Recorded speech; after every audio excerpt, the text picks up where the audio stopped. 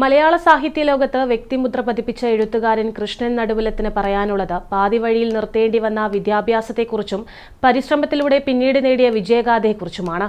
കവിതയിലും ലേഖനരംഗത്തും പ്രാവീണ്യം തെളിയിച്ച ചെറുതാഴം സ്വദേശിയായ ഇദ്ദേഹം തന്റെ പുതിയ പുസ്തകങ്ങൾ പ്രകാശനം ചെയ്യാനുള്ള ഒരുക്കത്തിലാണ്.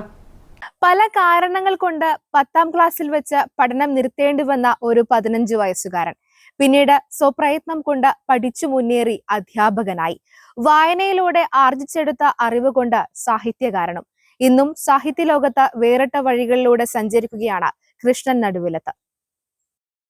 ഭാഷയുടെ ലാളിത്യവും ആശയങ്ങളുടെ ആഴവും ചേർത്തിണക്കിയ സൃഷ്ടികളിലൂടെ വായനക്കാരുടെ അംഗീകാരം സ്വന്തമാക്കിയ എഴുത്തുകാരനാണ് കൃഷ്ണൻ നടുവിലത്ത്.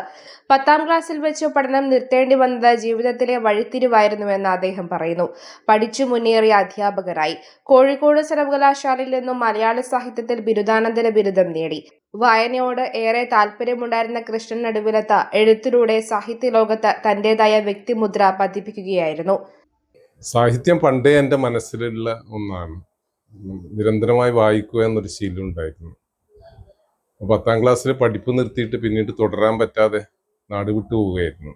പിന്നീട് ഒരു 5-8 വർഷം കഴിഞ്ഞിട്ടാണ് നാട്ടിൽ വന്നിട്ട് പ്രൈവറ്റ് ആയിട്ടാണ് പ്രീ ഡിഗ്രിയും BA-യും MA ഒക്കെ എടുക്കുന്നത്.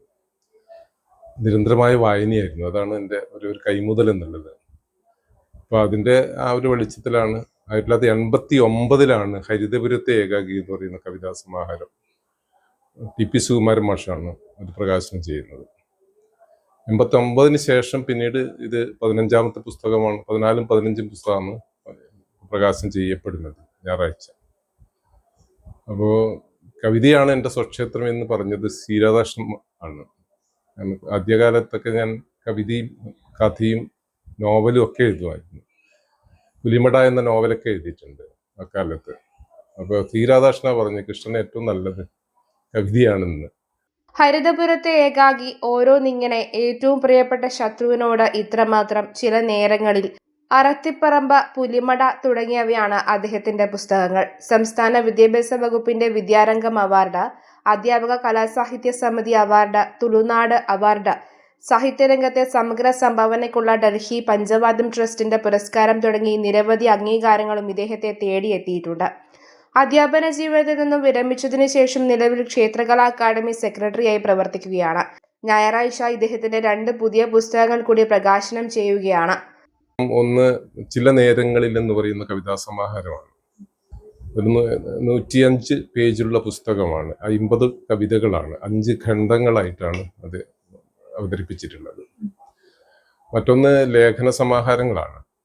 ലേഖന സമാഹാരം എന്ന് പറഞ്ഞാൽ 27 ലേഖനങ്ങളാണ്. അത് ഞാൻ കഴിഞ്ഞ കുറേ കാലമായിട്ടൊരു 10-35 പേരുടെ കാവ്യ പുസ്തകത്തിന് അവതാരികൾ എഴുതിയിട്ടുണ്ട്. അതിൽ നിന്ന് ഒരു 15 എണ്ണം സെലക്ട് ചെയ്ത് അത് പ്രസിദ്ധീകരിക്കുന്ന ആത്മാ പബ്ലിക്കേഷൻസ് ആണ് കോഴിക്കോട്. കൈരളി ബുക്സ് കണ്ണൂരാണ് ചില നേരങ്ങളിൽ നിന്ന് കവിതാ സമാഹാരം പ്രസിദ്ധീകരിക്കുന്നത്. ഈ 2 പുസ്തകങ്ങളുടെയും പ്രകാശനം ശ്രീ ആലങ്കോട് ലീലാകൃഷ്ണൻ ഞായറാഴ്ച 22-ാം തീയതി നിർവഹിക്കുകയാണ്.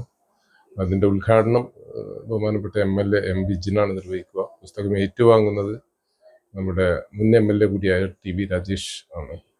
സാഹിത്യരംഗത്തെ വ്യത്യസ്തമായ ശൈലിയും ചിന്താഗതിയും കൊണ്ട് മുന്നേറുന്ന കൃഷ്ണൻ നടുവിലത്ത് നവകാല മലയാള സാഹിത്യത്തിൽ ശ്രദ്ധിക്കപ്പെടുന്ന സൃഷ്ടികർത്താവായി മാറിയിരിക്കുകയാണ്. സാഹിത്യരംഗത്ത് ഇതിനോടകം തന്നെ മികച്ച സംഭാവനകൾ ഉണ്ടാക്കാൻ എഴുത്തുകാരൻ കൃഷ്ണൻ നടുവിലത്തിന് ആയിട്ടുണ്ട്. ഇനിയും ഇദ്ദേഹത്തിൻ്റെതായുള്ള സൃഷ്ടികൾ ഉണ്ടാവട്ടെ. നികേഷ് താവത്തിനോടൊപ്പം ഷാരിമ രാജൻ, കണ്ണൂർ വിഷൻ.